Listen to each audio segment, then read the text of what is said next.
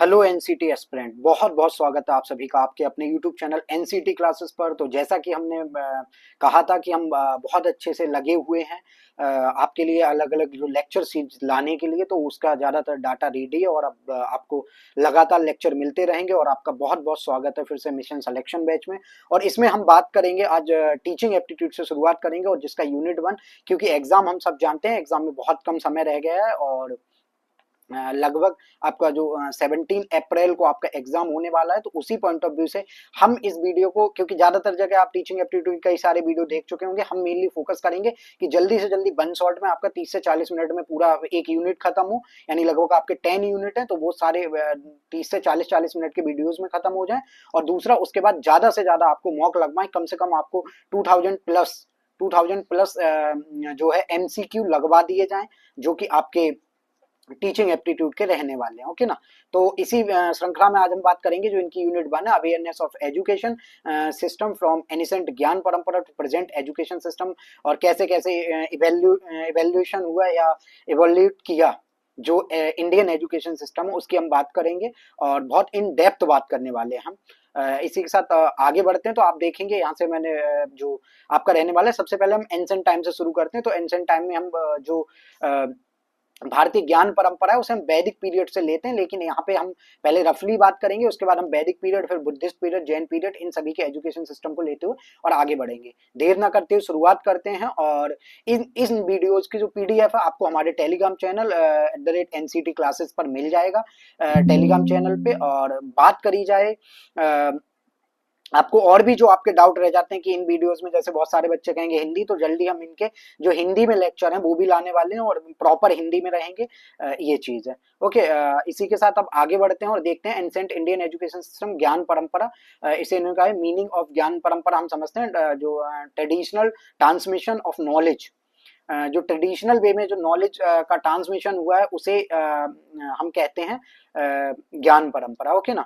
हमारी जो ज्ञान परंपरा, हमारा जो ट्रेडिशन चले आ रहे हैं, जिन्हें हम कस्टम्स भी कभी कभी कह देते हैं, रीति रिवाज, तो उन रीति रिवाजों के अकॉर्डिंग कैसे सोसाइटी चलती थी, उसी का एक हिस्सा है हमारा एजुकेशन सिस्टम कि जो एनिसेंट सोसाइटी है उसमें एजुकेशन कैसे काम करती थी। ओके ना, या एजुकेशन सिस्टम कैसे काम करता था। तो इसमें और इन्होंने एक ये और बात कही कि टीचर से स्टूडेंट को जो ट्रांसमिशन ऑफ नॉलेज है वो कैसे होता था।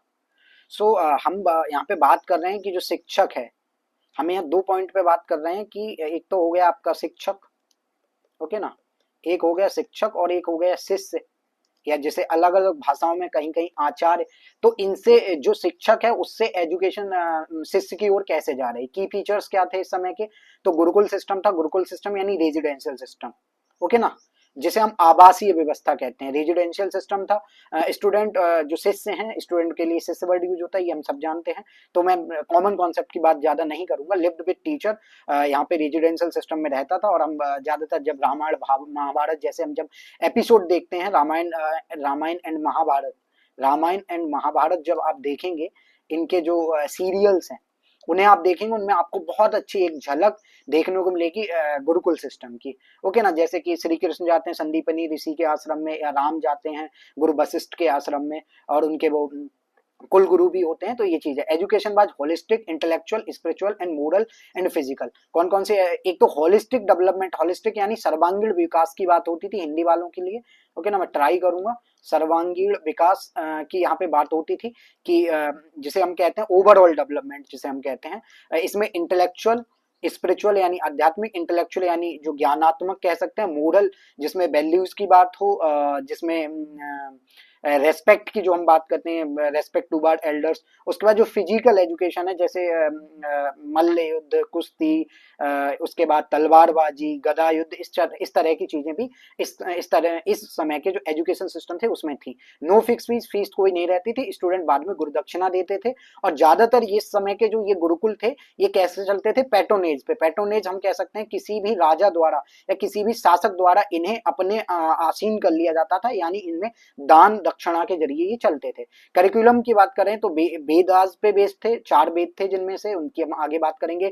उपनिषद थे, उसके बाद फिलोसफी पढ़ाई जाती थी, मैथमेटिक्स, एस्ट्रोनॉमी, मेडिसिन यानी आयुर्वेदा, और वॉरफेयर एंड स्टेट क्राफ्ट जिसमें अर्थशास्त्र जैसे सब्जेक्ट भी आपको पढ़ाए जाते थे। एक्चुअली अर्थशास्त्र को आज हम देखते हैं सिर्फ इकोनॉमिक्स के कंटेक्स्ट में। लेकिन जो अर्थशास्त्र है, जब हम जो चाणक्य का अर्थशास्त्र देखेंगे तो उसमें हम देखेंगे कि वो बात करता है शासन की, वो बात करता है एडमिनिस्ट्रेशन की, जिसे हम पब्लिक एडमिनिस्ट्रेशन आज जो हम पढ़ते हैं, BA honours in public administration, उसकी बात करता है अर्थशास्त्र। तो उस कंटेक्स्ट में ये फिलॉसफी यानी इसमें फिलोसफिकल जो आइडियोलॉजी है, सोसाइटी में कौन किस तरह की फिलोसफीज का यूज करा जाता था, जिसमें चाहे आपकी रेस्पेक्ट हो, बड़ों की रेस्पेक्ट करना हो, छोटों का सम्मान करना हो, और एक जो म्यूचुअल अंडरस्टैंडिंग की बात आती है जिसमें जॉइंट फैमिली भी आती है, एक फिलोसफी। तो ये सब आइडियोलॉजी थी, उनकी यहाँ पे बात होती है। उसके बाद हम बात करेंगे टीचिंग मेथड्स क्या थे इनके। ओरल ट्रेडिशन था, यानी श्रुति कहते हैं, श्रुति मतलब सुनना और स्मृति मतलब याद रखना, और बाद में उसी को हम कह के, जब हमें अपनी बात कहनी होती थी तो हम भी किसी से वो बात डायरेक्ट मतलब ट्रांसफर करते थे। मेमोराइजेशन और डिस्कशन के बाद एक वर्ड यूज होगा रेसिटेशन, यानी रटना। बहुत ज्यादा चीजों को रटा जाता था, और उससे एक क्या होता था कि इंटरप्रिटेशन, जब हम आप देखेंगे कि मान लो किसी ने वेद को सबसे पहले रटा, और वेदास को किसी ने सबसे पहले रटने के बाद, क्योंकि इनिशियली वेद लिखे नहीं गए, उनका कंपाइलेशन बहुत बाद में हुआ वेदास का, तो किसी ने वेद रटे। अब मान लो मैंने कुछ रटा, और मैंने जब किसी को रटाया तो उनमें मैंने एक दो वर्ड अपने हिसाब के जोड़ दिए, तो इससे क्या हुआ, जो इंटरप्रिटेशन है वो भी चीजों का बिगड़ता है। तो इस कंटेक्स्ट में ये डीमेरिट मानी जाती है रेसिटेशन को। इसीलिए हम देखते हैं कि जो नेशनल एजुकेशन पॉलिसी है, जो जितने भी मॉडर्न एजुकेशनल फ्रेमवर्क हैं, उन सभी में रेसिटेशन पे हमेशा ऐसा कहा जाता है, उसे बहुत ज्यादा निगेटिव सेंस में लिया जाता है। ओके ना। लर्निंग बाय डूइंग, ये एक अच्छी बात थी, प्रैक्टिकल लाइफ स्किल की बात होती थी। लर्निंग बाय डूइंग, जैसे जब कोई गुरुकुल में रहता था, उसका भिक्षा मांगना, और उसके बाद लकड़ी लाना, खाना बनाना सीख जाते थे। उसके बाद वॉरफेयर स्ट्रेटेजीज, तो आप गुरु के साथ लगातार रहते थे, और एक कहीं ना कहीं ये समय के साथ, और बहुत लंबा पीरियड होता था, जो एजुकेशन का पीरियड होता था वो बहुत लंबा रहता था। वैल्यू एम्फेसिस होती थी, डिसिप्लिन की बात होती थी, सेल्फ कंट्रोल की, और respect for nature and society. ये जैसा मैं शुरू से कह रहा हूँ, अभी मैं प्रॉपर आऊंगा और उसमें मैं बात करूंगा कि वैदिक पीरियड में कैसा एजुकेशन सिस्टम था, वो ज्यादा इंटरेस्टिंग हो रहा। लिमिटेशंस क्या थे, mostly limited to upper caste. ये तो था कि रूरल क्लास को बहुत ज्यादा, जैसा हम देखेंगे एकलव्य वाला एक हमें सीन देखने को मिलता है, तो जो lower so called lower caste, उनको जो एजुकेशन में बहुत ज्यादा पार्टिसिपेशन नहीं था। लेकिन जब हम वैदिक पीरियड, ये हम जो बात कर रहे हैं, क्योंकि यही हमें रामायण पीरियड में भी देखने को मिलेगा एजुकेशन सिस्टम, और यही हमें महाभारत पीरियड में भी देखने को मिलेगा। लेकिन जब हम बात करते हैं वैदिक पीरियड और पोस्ट वैदिक पीरियड, उनमें क्या क्या डिफरेंस थे, तब आपको और अच्छे से चीजें क्लियर होंगी। ओके, तो हम आगे बढ़ते हैं इसी के साथ। अब हम बात करेंगे वैदिक एजुकेशन सिस्टम, और किस तरह का एजुकेशन सिस्टम था इस समय। इसका टाइम पीरियड क्या है, तो टाइम पीरियड आपका रहने वाला है 1500 से 500 बीसी। बीसी को आप जानते ही होंगे, बिफोर कॉमन एरा आप इसे कहते हैं, पहले बिफोर बर्थ ऑफ क्राइस्ट कहते थे, अब बिफोर कॉमन एरा कहते हैं। It was deeply rooted in spirituality, ये तो बात है, बहुत ज्यादा आध्यात्मिक डिसिप्लिन की बहुत ज्यादा बात होती थी। हाँ, होलिस्टिक डेवलपमेंट यहाँ भी था, rather than just academic knowledge की जगह। ये एक अच्छी चीज थी वैदिक पीरियड में। लेकिन यहाँ पे भी ये जो पीरियड है, ये जो वैदिक पीरियड है, ये दो फेजेस में डिवाइडेड है। उन फेजेस के बारे में मैं आपको बता दूं, वो दो फेजेस कौन से रहने वाले हैं। तो वो दो फेजेस आपके रहने वाले हैं, एक तो आपका रहने वाला है प्री वैदिक पीरियड, प्री वैदिक पीरियड, और एक है आपका पोस्ट वैदिक पीरियड। ओके ना, पोस्ट वैदिक, मैं P4 पीरियड लिख दे रहा हूं दोनों जगह। ओके ना। अब इनमें अंतर क्या है, यहां जो सोसाइटी थी वो वर्क बेस्ड थी, यानी कर्म आधारित सोसाइटी जिसे हम कहते हैं, सोसाइटी जो थी वो वर्क बेस्ड थी। और यहाँ पे क्या हुआ, ये मतलब वंशानुगत हो गया। ओके ना, वंश, हिंदी इंग्लिश में दोनों ही यूज कर रहा हूँ। वंशानुगत मतलब हेरिडेटरी हो गया। ओके ना, वंशानुगत हो गया, ठीक है। यहाँ पे सिस्टम वंशानुगत हो गया कैसे, ये एक ट्रांजिशनल पीरियड था, क्योंकि जो प्री वैदिक पीरियड था वो एक पेस्टोरल इकोनॉमी थी, पेस्टोरिफिकेशन होता था, यानी एनिमल्स को पाला जाता था, जैसे जिसे गवस्ट कहते थे। सबसे ज्यादा एम्फेसिस की जाती थी, जिसके पास जितनी ज्यादा गाय वो उतना ज्यादा पावरफुल। तो इन चीजों को मैं आपको ऐसे ही बता रहा हूँ। और इसका टाइम पीरियड क्या था, प्री वैदिक पीरियड का क्या टाइम पीरियड था, तो इसका था 1500 से आपका था ये 1000, ओके ना, बीसी तक। ओके, और पोस्ट वैदिक का क्या था, तो आप समझ गए होंगे, 1000 से आपका ये हो गया 500 बीसी।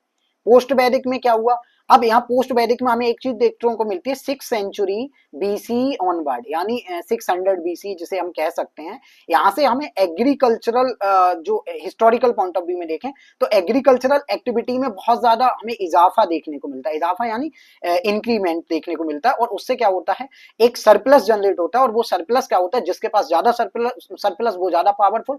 अब गायों को बहुत ज्यादा महत्व नहीं, हाँ इनका महत्व है कि वो होनी चाहिए, लेकिन उनका ज्यादा महत्व नहीं है। तो इसलिए क्या है, पोस्ट वैदिक पीरियड में हमें एक चीज देखने को मिलती है कि जो सोसाइटी है उसमें, इसीलिए जो इससे पहले वर्क बेस्ड सोसाइटी थी, तो वर्क बेस्ड सोसाइटी का जो सबसे बेहतरीन एग्जांपल जब आप देखने को मिलेंगे तो ये जो मंडल्स में डिवाइडेड था, जो आपका वैदिक जो ऋग्वेद था, वैदिक पीरियड जो प्री वैदिक पीरियड है उसमें मेनली कंपाइलेशन पीरियड माना जाता है ये ऋग्वेद का, ओके ना। और जो पोस्ट वैदिक पीरियड है उसमें यथर्व, अजर्व और सामवेद की बात होती है।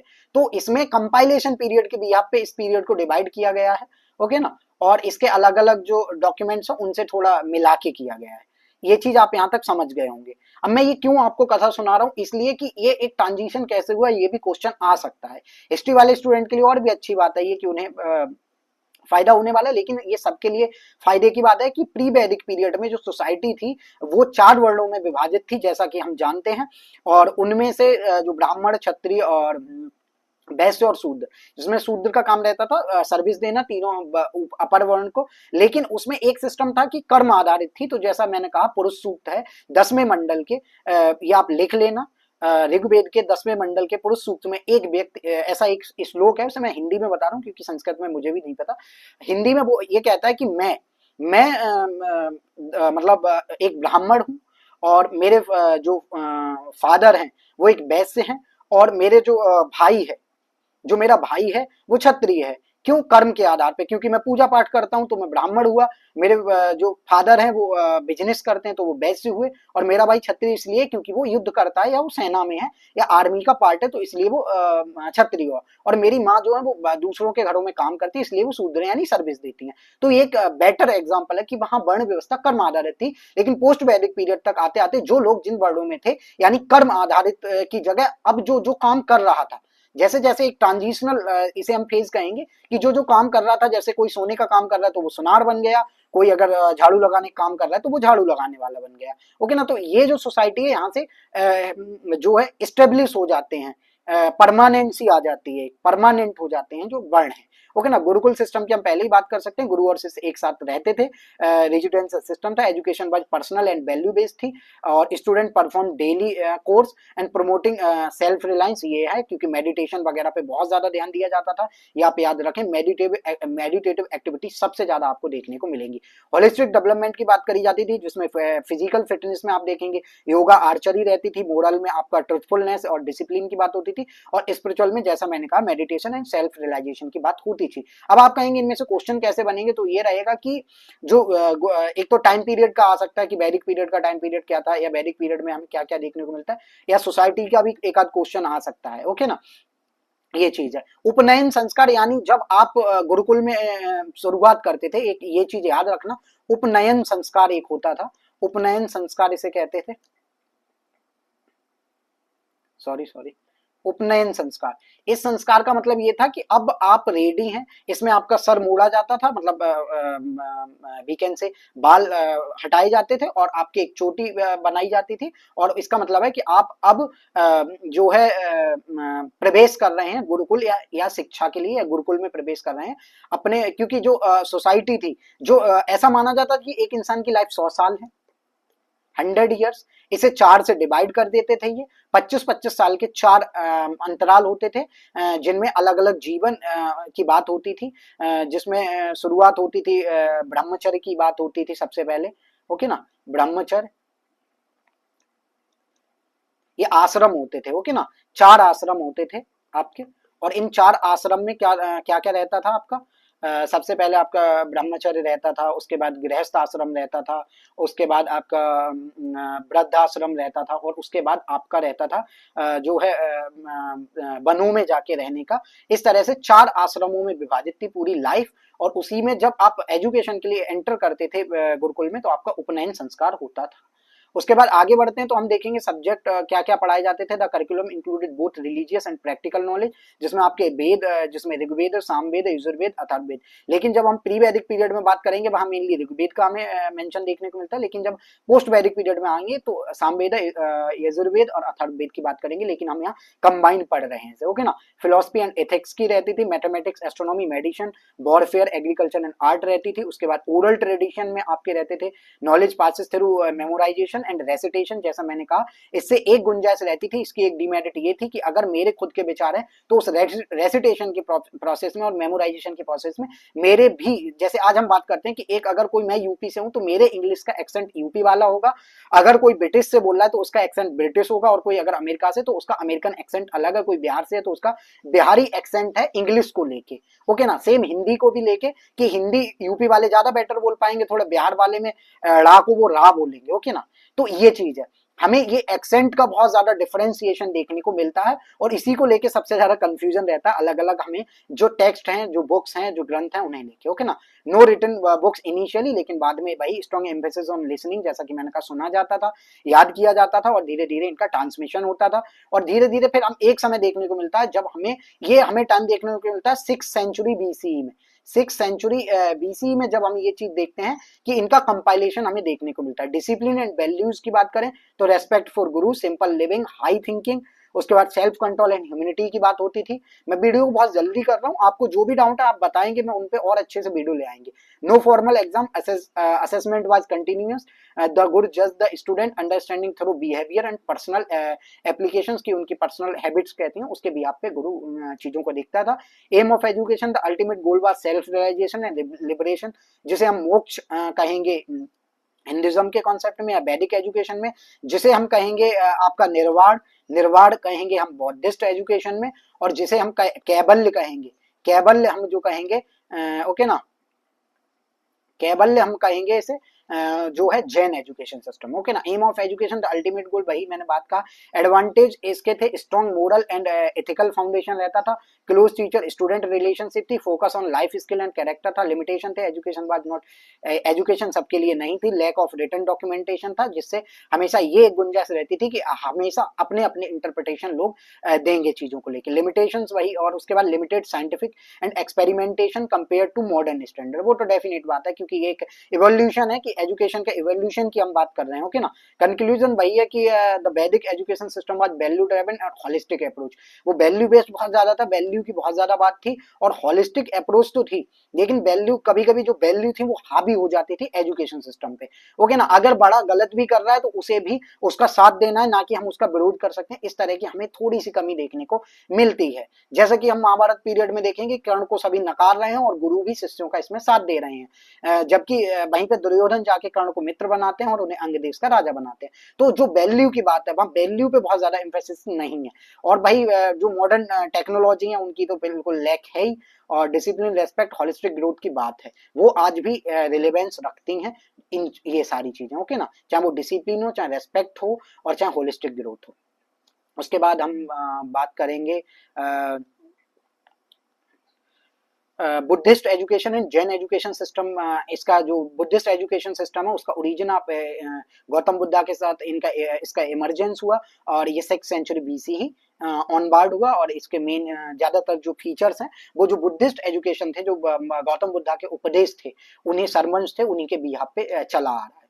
मोनिस्टिक एजुकेशन थे, बिहारास थे, भाई गुरुकुल को बिहार में अब बदल दिया है, लेकिन इनमें एक ये थी, कोई कास्ट नहीं, कोई भेद नहीं, इसमें इनिशियली महिलाएं अलाउ नहीं थी, लेकिन समय के साथ जो सबसे पहले इनकी जो मौसी थी गौतम बुद्धा की, जो थी गौतमी, हाँ, इनकी मौसी का नाम था गौतमी, सबसे पहले उन्होंने बुद्धिज्म को अपनाया, इनके जो शिष्य थे आनंद के कहने पर ऐसा किया गौतम बुद्धा ने, ओके ना। Education took place in monasteries called vihar, इन्हें कहते थे, बहुत सारे मठ, और बिहार इवन ऐसा भी मानते हैं कि बिहार में सबसे ज्यादा, जो बिहार होने के कारण उसका नाम बिहार है, ये चीज है। तो बिहाराज मतलब रहने का स्थान, जहां इनके जो शिष्य हैं, जो बुद्धिस्ट एजुकेशन, भाई एलिमेंट लगभग सेम है, उसके बाद फेमस सेंटर्स इसके थे नालंदा यूनिवर्सिटी, तक्षशिला यूनिवर्सिटी और भी कई जो यूनिवर्सिटी उस समय देखने को मिलती है, लेकिन मेनली इन्हीं के बारे में बात आती है। और आपको इनके जो नालंदा और तक्षशिला है इन पे अलग से मैं वीडियो ला दूंगा क्या क्या यहाँ था और इनकी थोड़ी हिस्ट्री हिस्टोरिकल बैकग्राउंड। ओके ना। Open to all, no restriction based on caste and gender, कोई सभी आ सकते थे, महिला पुरुष किसी भी जाति के हों। Medium of teaching Pali language था। पाली लैंग्वेज होने से एक चीज ये थी कि जो वैदिक एजुकेशन सिस्टम था उसमें मेनली संस्कृत लैंग्वेज की बात होती है, जो इलीट की लैंग्वेज ऐसा माना जाता है। वो भी हम कहते हैं जो स्ट्रॉन्ग, जो इनिशियल संस्कृत थी वो बहुत ज्यादा वैदिक संस्कृत को पढ़ाया जाता था। ओके ना। लेकिन हम जब बुद्धिस्ट एजुकेशन में देखते हैं उसमें जो सबसे अच्छा एलिमेंट है कि जो आम लोगों की भाषा है, यानी पाली लैंग्वेज को इन्होंने इसमें पाली लैंग्वेज में एजुकेशन का सिस्टम रखा, making education accessible to common people. जैसा कि मैंने कहा करिकुलम टीचिंग ऑफ बुद्धिज्म, जो त्रिपिटक है, विनय पिटक, अभिधम्ब पिटक और सुत्त पिटक, विनय पिटक और अभिधम्ब पिटक। ओके, इसमें अलग अलग तरह के जो एजुकेशन थे बुद्ध के वो रखे गए। और वहीं जब दीपवंश और महावंश में भी इनकी कई सारी टीचिंग्स हमें देखने को मिलती है। लॉजिक, इसमें ये इनके जो बिहार और मठ थे उनमें क्या क्या देखने को मिलता था एजुकेशन के नाम पे, logic, philosophy, medicine, grammar, astronomy और प्रैक्टिकल एंड वोकेशनल सब्जेक्ट भी हमें देखने को मिलते थे। अच्छी बात यह है कि वैदिक पीरियड में हम देखते हैं मेटाफिजिकल वर्ल्ड पे या मेटाफिजिकल एलिमेंट्स पे बहुत ज्यादा काम किया गया। बुद्धिस्ट एजुकेशन सिस्टम में जो मेटाफिजिकल एलिमेंट्स थे उनको हमेशा बहुत कम उन पे ध्यान दिया गया। जैसे ये दुनिया किसने बनाई, कंपैरेटिवली उन्होंने ध्यान दिया कि दुनिया को और समाज को अच्छा कैसे बनाए, जो ये समाज में भेदभाव उन्हें कम कैसे करें। ओके, टीचिंग मेथड्स इनके थे डिस्कशन, डिबेट एंड क्वेश्चनिंग। तो वो हमें देखने को मिलता है, ये लगभग सेम हमें एलिमेंट देखने को मिलेंगे, डिस्कशन, डिबेट एंड क्वेश्चनिंग, हर चीज पे क्वेश्चन करना। और एक ये फिलोसफिकल जो हम कहते हैं, जैसा कि जब हम वेस्टर्न फिलोसफी में देखेंगे या ग्रीक फिलोसफी में देखेंगे तो जो आपके अरस्तु हैं, चाहे अरस्तु सही और चाहे उनके उसके बाद प्लेटो सही, इन सभी लोगों ने भी एक ही काम किया कि क्वेश्चनिंग पे बहुत ज्यादा ध्यान दिया। ओके ना। Emphasis on reasoning rather than memorisation, ये एक अच्छी चीज थी। रीजनिंग एक्चुअली ये जो डिबेट है चाहे डिस्कशन है, ये क्या है, रीजनिंग का पार्ट है। हम बार बार चीजों पे ध्यान दे, मतलब हम बार बार एक ही टॉपिक पे बात करें, जैसे मैं बुद्धिस्ट एजुकेशन पे बात कर रहा हूँ और मैं किसी से इसे डिस्कस कर रहा हूँ, तो इस केस में क्या होगा, बार बार रेसिटेशन की जगह हम क्या कर रहे होंगे, हम कर रहे होंगे डिस्कस, हम कर रहे होंगे डिबेट में, अपने पॉइंट रख रहा होगा, सामने वाला अपना पॉइंट ऑफ व्यू चीजों पे रख रहा होगा और इससे हम दोनों का एक कंक्लूजन होगा और ये क्या देगी, एक नई थ्योरी को कहीं ना कहीं जन्म देगी हमारी डिबेट। ओके ना। एम ऑफ एजुकेशन निर्वाणा, जैसा मैंने कहा मोक्ष को या निर्वाणा, और फ्रीडम फ्रॉम सफरिंग्स, जो दुख हैं उनसे निवारण। और इसमें इन्होंने अष्टांगिक मार्ग की बात करी, अष्टांगिक मार्ग आपको देख लेना है। ओके ना। Developing wisdom, ethical conduct and mental discipline. अब मैं इसमें क्या करूंगा, जो आपका वैदिक एजुकेशन है और आपका बुद्धिस्ट एजुकेशन है, ओके ना, और आपका जो जैन एजुकेशन है, इन पे मैं डिफरेंट अलग से वीडियो भी लाऊंगा, डिटेल्ड वीडियो लाऊंगा, उनमें आपको क्या क्या पढ़ना रहेगा, क्योंकि उनसे क्वेश्चन आएंगे, आप कुछ नहीं कर सकते। ये प्रॉपर सिलेबस वही है जो फर्स्ट सेमेस्टर में आपके बीए बीएड में सिलेबस है, जो बीए बीएड या बीएससी बीएड या बीकॉम बीएड में आपके जो फर्स्ट सेमेस्टर में एजुकेशन का सिलेबस है। इवोल्यूशन ऑफ एजुकेशन नाम से एक पेपर है आपका, evolution of education in India. Okay ना, इस नाम का एक पेपर है, उसमें प्रॉपर ये मेंशन है, तो ये आपको पढ़ना जरूरी है, इससे आप पीछा नहीं छुड़ा सकते। मेरिट्स क्या थी, डेमोक्रेटिक थी, इंक्लूसिव थी, क्योंकि सभी लोगों को इसमें बिना किसी भी कास्ट एंड क्रीड के बेसिस पे आप आ सकते थे। प्रमोटेड क्रिटिकल थिंकिंग की बात करी इन्होंने, डेवलपमेंट ऑफ ग्रेट यूनिवर्सिटीज की, यहीं से मैं बात, एस्टेब्लिश एजुकेशनल जो इंस्टीट्यूशन है उनकी सबसे पहले हमें देखने को मिलता है इसी पीरियड में। Limitation, focus mainly on religious life, declined with the fall of Buddhist institution in India. Okay ना। आगे बात करेंगे Jain education origin, founded by Mahavir in 6th century BC, तो टाइम पीरियड इन लोगों का सही में parallelly religious and ethical focus था, strong emphasis on moral values like ahimsa, non violence, okay, trust and self discipline की इन्होंने बहुत बात करी, सत्य, अहिंसा और सेल्फ डिसिप्लिन, जिसे हम मैं थोड़े कहीं कहीं मैं वीकेंड से जो हिंदी की टर्मिनोलॉजी है ना वहाँ बहुत अच्छे से मुझे याद नहीं रहते, तो मैं सेल्फ डिसिप्लिन ही उसे बोलूंगा। ओके ना। सेंटर्स ऑफ लर्निंग की बात करें, education was imparted in temples and monasteries, और टीचर्स वर जैन मॉन्क्स, जिन्हें आचार्य कहा जाता था। और जो इसके जो ये आप जो देखेंगे फाउंडेड बाय महावीर जैन, ये दरअसल जो महावीर जैन है ये 24वें तीर्थंकर थे, इन्हें तीर्थंकर कहते हैं। टोटल अब तक कितने तीर्थंकर हुए हैं जो जैन धर्म है या जैन फिलोसफी है, उसमें आपके 24th ये थे, और इनसे पहले 23 तीर्थंकर और रहे थे। ओके ना। उसके बाद बात करेंगे लैंग्वेज टॉट इन प्रकृति, इनके में भी यही, making it understandable to the masses. तो वही चीज है, वहां पाली थी बौद्धिज्म में, यहाँ प्रकृत है। तो प्रकृति भी क्या थी, आम लोगों की लैंग्वेज थी। जब तक जैनिज्म, जब महावीर के समय में, एक्चुअली जैनिज्म बहुत पहले से मतलब लाई करता था सोसाइटी में, लेकिन एस्टेब्लिशमेंट का जो काम किया वो महावीर ने काम किया। तो इन्होंने प्राकृत लैंग्वेज का सबसे ज्यादा यूज किया। इससे क्या है, जो मासेस, जो समाज के हर तबके के लोग पहुंच चुके, और इसमें भी कास्ट, क्रीड और जो जेंडर है उस तरह की कोई बायसनेस नहीं दिखाई गई। करिकुलम इनका था जैन स्क्रिप्चर्स से, जिसमें आगमास, जिसमें 12 आगम और फिर निगम्स कई सारे उनकी बात होती है, लॉजिक, फिलोसफी, इथिक्स की बात होती है, मैथमेटिक्स एंड आर्ट्स। मैं इसे वीडियो को मन से जल्दी कर रहा हूँ, मैं चाहता तो इसमें एक एक टॉपिक पे एक एक वीडियो ला सकता था, लेकिन बहुत ज्यादा टाइम नहीं है तो मैं जल्दी ही कर रहा हूँ। टीचिंग मेथड थे लेक्चर्स, डिस्कशंस एंड मेडिटेशन, हर जगह आपको कॉमन मिलेगा। बुद्धिज्म में भी मेडिटेशन पे बहुत ज्यादा emphasis, learning through self discipline and practice की बात हुई है। Aim of education attaining liberation, यहाँ भी वही लिबरेशन, इसे मोक्ष, इसे कैबल्य कहते थे, ये चीज आप याद रखिए, कैबल्य कहेंगे इसे। ओके ना। कैबल, जब हम जैनिज्म की बात करेंगे तो उसे कैबल्य कहेंगे, जब हम बुद्धिज्म की बात करेंगे तो निर्वाण कहेंगे, और जब हम हिंदुज्म की बात करेंगे या वैदिक पीरियड की बात करेंगे तो हम उसे मोक्ष कहेंगे। Purification of soul through right knowledge and conduct. Okay ना। उसके बाद मेरिट, इसके strong moral and ethical training, ये अच्छी बात थी। Emphasis on non violence and self control, ये भी एक अच्छी बात थी कि सेल्फ कंट्रोल होना चाहिए चीजों को लेके। और सिंपल एंड डिसिप्लिन्ड लाइफ। और जैनिज्म में एक जो कॉन्सेप्ट था, ये मानते थे कि दुनिया की हर चीज में जान है, चाहे वो पत्थर है उसमें भी जान है। ओके ना। Limitation, less focus on scientific and technical subjects, strict discipline में नॉट स्वीट एवरीवन, ये भी चीज है कि बहुत से लोग स्ट्रिक्ट, बहुत ज्यादा स्ट्रिक्टनेस है, इसीलिए हम देखते हैं कि जो एक डिक्लाइन के रीजन है जैनिज्म के, उनमें से एक रीजन ये भी कि बहुत ज्यादा स्ट्रिक्ट है। वो system made education more accessible and ethical compare to earlier, comparative to earlier tradition. While Buddhist education emphasizes logic and inquiry, Jain education focus on strict moral discipline and non-violence, ये भी अच्छी बात है। यहाँ इन्होंने logic की बहुत ज्यादा बात करी, जैसा कि मैंने कहा जो बुद्धिज्म है वो मेटाफिजिकल बातों पे बात ना करके लॉजिक की बहुत ज्यादा बात करता है, इंक्वायरी की बात करता है, जिसमें एक सबसे इनका फेमस जो कोटेशन था या जो दिया, जो एक स्लोगन दिया जो खुद गौतम बुद्धा ने दिया, अपदीपो भव।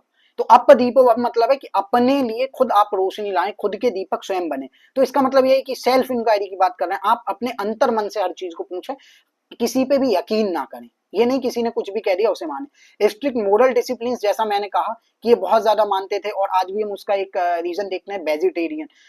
जो सबसे ज्यादा आपको वेजिटेरियन मिलेंगे वो जैन मिलेंगे, और उसमें भी ये स्ट्रॉन्ग लेवल के वेजिटेरियन होते हैं, जिसमें ये लोग और ये बहुत अच्छी बात है, क्योंकि आप सहेज के रख रहे हैं अपनी संस्कृति को, अपनी जो एक ट्रेडिशन है उसको। आप देखिए वो लहसुन, प्याज, इस तरह की चीजें भी नहीं खाते, रूट वाले ज्यादातर जो है सब्जियां, फल नहीं खाते। ऐसा मानना होता है कि उनमें भी मतलब उससे बहुत सारे जीव, जो बैक्टीरियाज हैं वो मरते हैं, और उसे जैनिज्म में बहुत निगेटिवली माना जाता है या निगेटिव माना जाता है। ओके ना।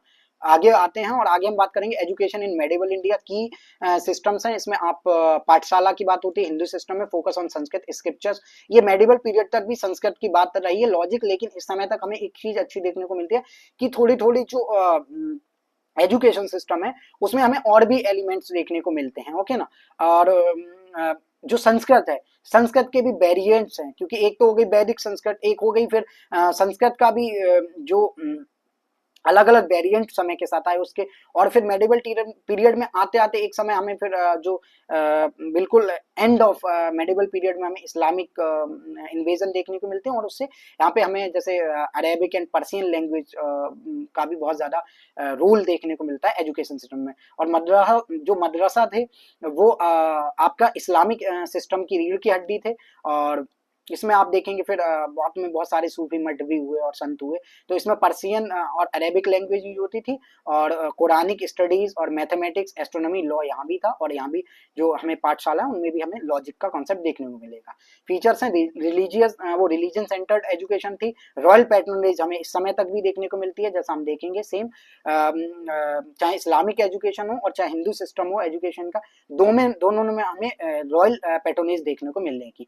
लिमिटेशंस, ओके, फीचर्स इसके, और उसके बाद growth of libraries and centres of learning, ये बहुत सारे हमें पाठशाला मॉडर्न जो एजुकेशन सिस्टम है उसमें जब हम इसे इवोल्यूशन को इन डेप्थ पढ़ेंगे तो हमें बहुत अच्छे से देखने को मिलता है। बहरहाल आपके एनसीटी के पॉइंट ऑफ व्यू से हम क्योंकि एमसीक्यू लाएंगे बहुत अच्छे से, उनमें आपको इन डेप्थ सारे क्वेश्चंस में कवर कराऊंगी, क्योंकि बहुत ज्यादा टाइम नहीं रह गया और आप लोगों के पास भी 7 सब्जेक्ट हैं, नॉट ओनली 1 सब्जेक्ट, तो मैं बहुत लंबा नहीं करूंगा video. Limitations and lack of scientific advancement compare to earlier times, limited accessibility, okay ना, ये चीज तो है, साइंटिफिक एडवांसमेंट की कमी हमें इस पीरियड तक भी देखने को मिलती है, और अर्लियर टाइम लिमिटेड एक्सेसिबिलिटी ये भी है। क्योंकि यहाँ पे हमें क्या देखने को मिलता है, हमें देखने को मिलता है एक जिसे हम सामंतवाद कहते हैं, और जो सामंतवाद है उसने क्या करा, जो जातिगत रूढ़वादिता थी उसे और ज्यादा गहरा किया सोसाइटी में, ओके ना, कास्टिज्म को और ज्यादा इन डेप्थ पहुंचाया, और उससे क्या हुआ, जो एजुकेशन थी वो सोसाइटी के कुछ तबकों तक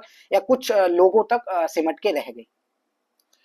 उसके बाद कॉलोनियल एजुकेशन सिस्टम, जिसे हम ब्रिटिश इरा में क्या कौन कौन से एजुकेशनल रिफॉर्म्स हुए, मेजर चेंज से introduction of western education, okay ना, इंग्लिश लैंग्वेज इंट्रोड्यूस हुई, उसके बाद focus on science mathematics and literature की भी बात होने लगी, कि पॉलिसीज है मैकियावेलीज मिनट, तो मैकियावेली का ये जो मिनट है इसमें 1835 का प्रमोटेड इंग्लिश एजुकेशन की बहुत ज्यादा बात करी, इसमें जो वर्नाकुलर लैंग्वेज है उनको इन्होंने बहुत ज्यादा ध्यान नहीं दिया।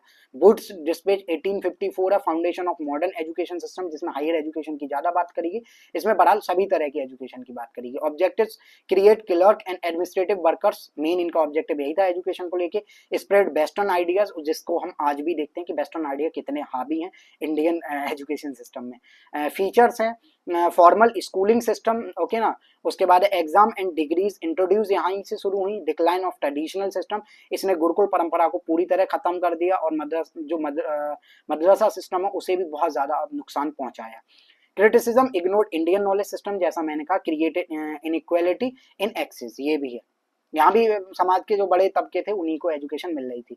पोस्ट इंडिपेंडेंस एजुकेशन सिस्टम क्या था, आफ्टर 1947 गोल्स यूनिवर्सल एजुकेशन होनी चाहिए, इक्वालिटी एंड सोशल जस्टिस पे एम्फेसिस किया गया, जैसे राइट टू एजुकेशन आगे हम देखेंगे। नेशनल डेवलपमेंट की बात करी गई through education.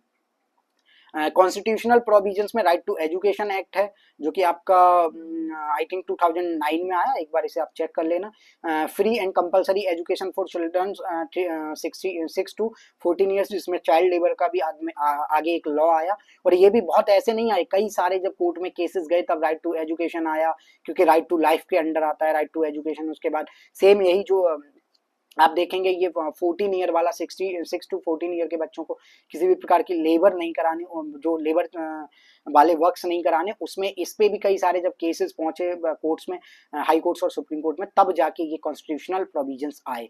Policy, national policy of education 1968 और 19 ये जो 86 और बाद में ये जो 1992 रही, उसमें आप जेएनवी का गठन देखेंगे, जवाहर नवोदय विद्यालय समिति भी जिसे कहते हैं, या नवोदय विद्यालय समिति कहते हैं, इससे पहले केवी लाई करता था, ओके ना। उसके बाद emphasis on science technology and vocational training, और जेएनवी किस समय में आए, राजीव गांधी उस समय प्रधानमंत्री थे, ये आपको याद रखनी है, राजीव गांधी पीएम थे, okay. Expansion growth of school college IITs IIMs IITs institute of technology, ये इंस्टीट्यूट ऑफ नेशनल इंपोर्टेंस हैं, ओके ना। लिटरेसी रेट इम्प्रूव सिग्निफिकेंटली, लेकिन अभी भी बहुत ज्यादा दरकार है इस चीज की।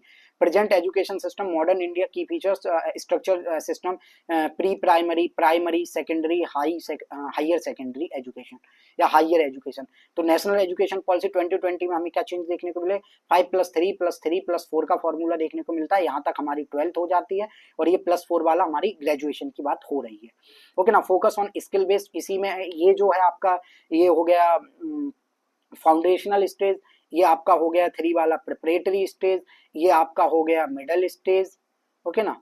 इस तरह से एजुकेशन को पूरा डिवाइड करा गया है, ओके ना। उसके बाद हम आगे बढ़ेंगे। और हम बात करेंगे आगे जो आपका देखेंगे focus on skill based learning, ये बहुत एक अच्छी बात ऐड हुई है, लेकिन अभी तक बहुत ज़्यादा एम्प्लॉयमेंट के नज़रिए से बहुत ज़्यादा इस डेवलपमेंट का भी कोई बहुत ज़्यादा फायदा नज़र नहीं आ रहा। मल्टी डिसिप्लिनरी एजुकेशन की बात आती है, जिसमें हम देख सकते हैं मेजर माइनर के कॉन्सेप्ट आए हैं, उसी का ये हिस्सा आपका हाईटेक कोर्स है। इससे पहले इंटीग्रेटेड टीचर एजुकेशन प्रोग्राम था, जिसे हम इंटीग्रेटेड बीए बीएड या बीएससी बीएड के नाम से जानते हैं। Digital learning, online platform, e learning apps का बहुत ज़्यादा में, और कोविड के बाद तो बहुत ज़्यादा स्मार्ट क्लासरूम की बात होती है। चैलेंज है, एग्जाम ओरिएंटेड सिस्टम है अभी भी, unequal access, urban versus rural, ये एक बात है कि ग्रामीण और शहरी परिवेश में बहुत ज़्यादा आज भी डिफ्रेंसिएशन है। प्रेशर बहुत ज़्यादा स्टूडेंट को, चाहे कॉलेज में आप आ जाइए, असेसमेंट, असाइनमेंट, प्रैक्टिकल लर्निंग की जगह बहुत ज़्यादा हम कागजी कार्रवाई पे ज़्यादा ध्यान देते हैं। स्किल डेवलपमेंट की बात करें, focus on employability and vocational education है, ये अच्छी बात है कि स्किल डेवलपमेंट की बात हो रही है, ओके ना।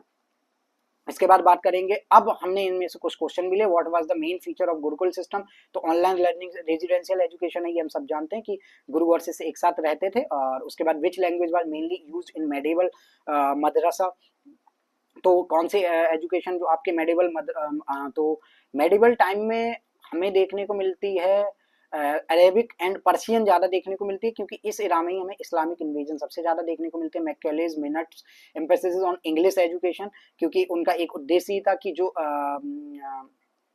इंग्लिश एजुकेशन है उस पर बहुत ज़्यादा एम्फेसिस करना, ओके ना। उसके बाद हम बात करेंगे why is ancient education called holistic, it focused only on books और इट इंक्लूड, तो इसका moral, physical and spiritual development, इसलिए इसे हम होलिस्टिक कह रहे हैं। What was the major drawback of colonial education, ignoring Indian culture and knowledge, ये बात है, इसीलिए नेशनल एजुकेशन पॉलिसी में इंडियन नॉलेज सिस्टम की बहुत ज़्यादा बात करी जाती है।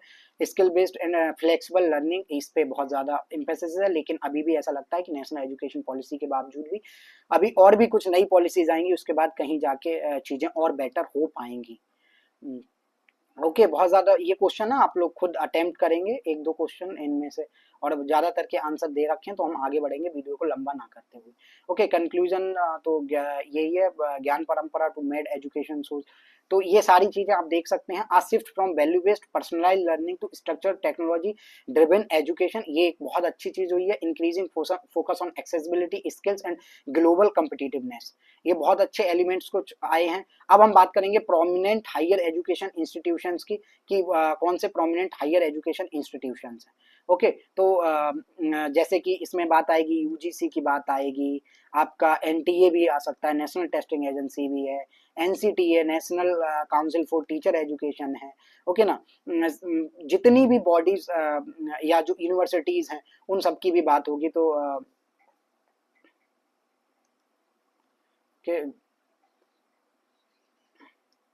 तो हम बात करेंगे prominent higher education, Indian institute of Technology की पहले बात कर लेते हैं, आईआईटीज की, और ऑलमोस्ट 23 आईआईटीज आपको देखने को मिलेंगी पूरे इंडिया में, और ये इंस्टीट्यूट ऑफ नेशनल इम्पोर्टेंस है, INI जिसे कहते हैं शॉर्ट में, और ऑटोनोमस पब्लिक टेक्निकल यूनिवर्सिटीज हैं। कम्पिटिटिवनेस बहुत आई है, जेई मेंस और फिर एडवांस जैसे पेपर आपको देने पड़ते हैं, और उसके बाद आप कहीं जाके इनमें एडमिशन ले पाते हैं। ग्लोबली इनका बहुत ज़्यादा रिकॉग्नाइजेशन है, पैकेज बहुत आई है, IIT बॉम्बे, IIT दिल्ली, इनके पैकेज आप देखेंगे करोड़ में इनके पैकेज हैं।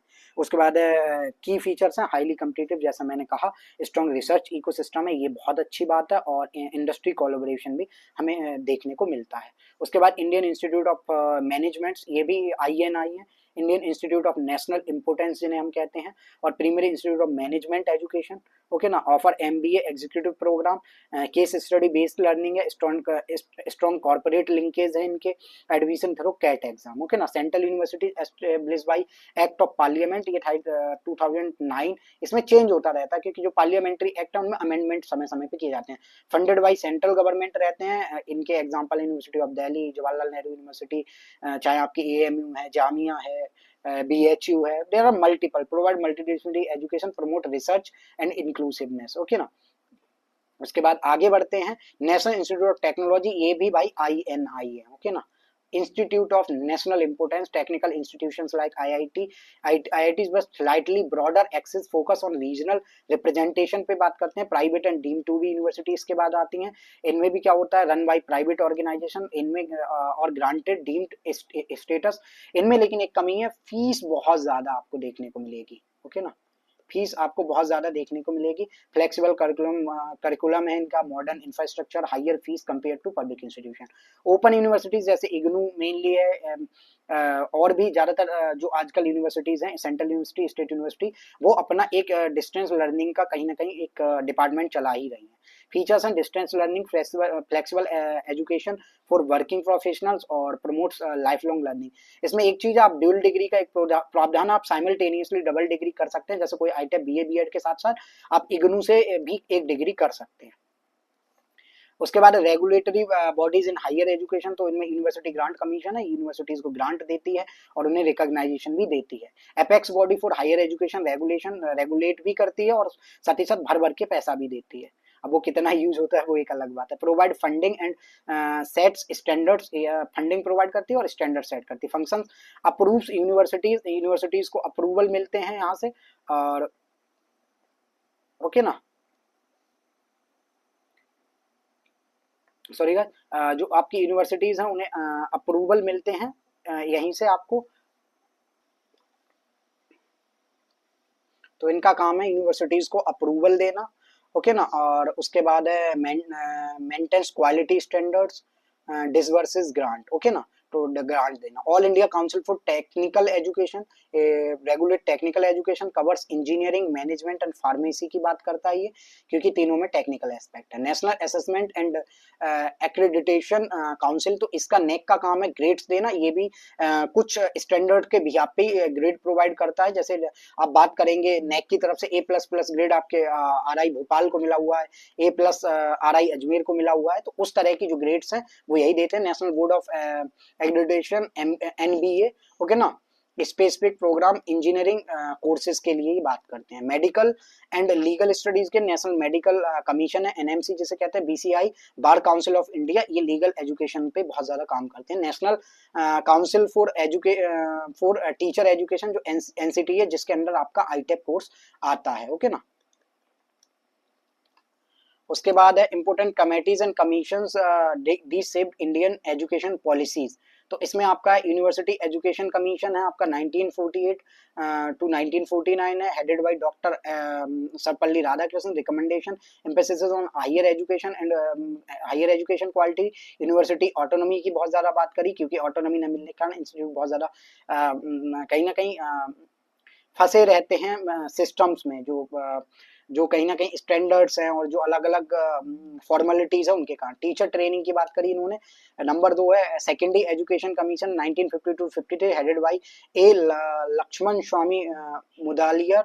ओके ना, फोकस इनका है रिफॉर्म सेकेंडरी एजुकेशन और डाइवर्सिफाई करिकुलम। ओके ना, एजुकेशन कमीशन, इन पे हम एक शॉर्ट वीडियो 5-5 मिनट के भी ले आएंगे, उनमें आप बहुत अच्छे से इन चीजों को समझ पाएंगे। एजुकेशन कमीशन 1964-66, कोठारी कमीशन है, headed bye DS Kothari, famous for education for national development.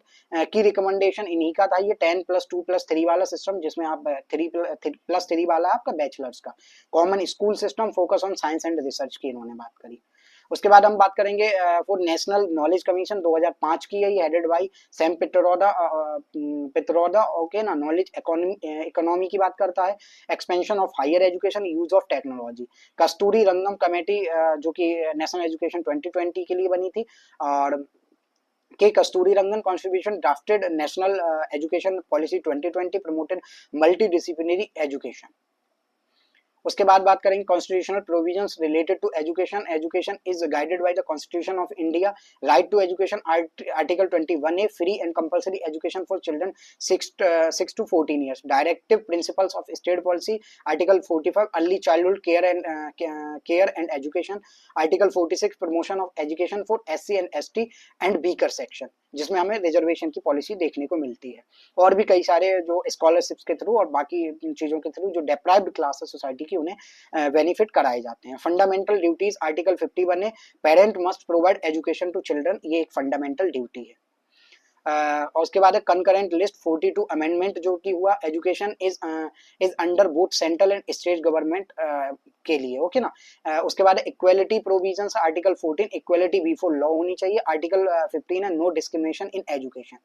उसके बाद हम बात करेंगे conceptual understanding, institutions provide education, regulatory bodies maintain quality, और कमेटीज जो हैं ये रिफॉर्म्स को सजेस्ट करती हैं, और कॉन्स्टिट्यूशन प्रोवाइड्स लीगल फ्रेमवर्क। उसके बाद यही है which body provides grant to universities है, तो आपका सिंपल यूजीसी है। IITs are mainly known for technical education है। NAAC is responsible for accreditation, ये चीज है। और उसके बाद है why are regulatory bodies important, increase fees, ensure quality and standards. यही सारे पॉइंट हैं। तो ये सारे क्वेश्चन आप देख लेना, और आशा करता हूँ वीडियो आपके लिए हेल्पफुल रहेगा। और वीडियो अच्छा लगे तो वीडियो को लाइक करें, ज्यादा से ज्यादा शेयर करें अपने दोस्तों के साथ। और आगे आपको किस तरह के वीडियो चाहिए, इस वीडियो में मैंने जो कमियां, जो मैंने गलतियां की हैं, उन पे आपको सजेशंस देने हैं। आपको क्या क्या डाउट है हिंदी वालों को, अगर हिंदी में चाहिए तो आप कमेंट करें। आपको अगर इस पूरे वीडियो की ये पूरी पीडीएफ अगर आपको चाहिए, तो उस पीडीएफ के लिए आपको हमारे जो टेलीग्राम चैनल है उस पर जाना पड़ेगा। किसी भी प्रकार का डाउट है, आपको डीएम्स के थ्रू कोई जानकारी लेनी है, उसके लिए आपको हमारे इंस्टाग्राम पे आना पड़ेगा।